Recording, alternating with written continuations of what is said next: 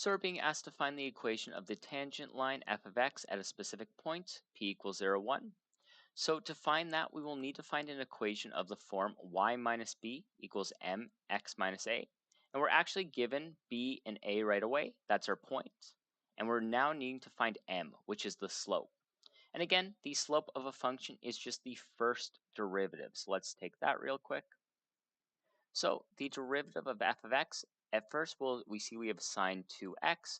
We'll just need the chain rule. So we need to differentiate the inner function. So the derivative of 2x is just 2, multiplied by the derivative of the outer function, which is just cos 2 of x.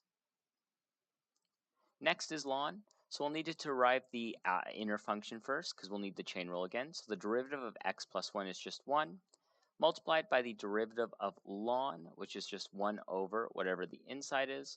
So this is 1 over x plus 1. Let me write that a little bit better. And then next is the derivative of e to the x, which is always itself. It's always e to the x. And now we have our m. So we actually know our x value right away. It's going to be 0. So we can actually find that right now before plugging it in, just saving us a little bit of work later on. So this is going to be 2 times cos to the 0, and cos to the 0 is 1, so this is just 2 times 1, plus this is going to be 1 times 1 over 1 because the 0 is plugged in here, so that's 1 times 1. And then e to the 0 is just 1, so this is 2 plus 1 plus 1.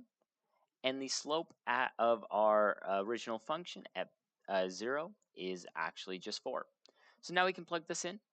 So y minus, we have the 1 from up there, equals, we have the slope is 4, and then we have x minus 0. And if I put this all on one side, so y on one side, the rest on the other, this is actually just equal to 4x plus 1. And this is our final equation, actually. The graph zoomed in, this is the point 0, 1. You can actually see that it does closely resemble the 4x plus 1, if not exactly at that point. So yeah, it's a pretty simple process to find the slope of a given point. All you have to do is take the derivative and then plug that into this equation. So you do have to memorize this, y minus b equals mx minus a. And yeah, that's about it. Like, comment, and subscribe if it helped.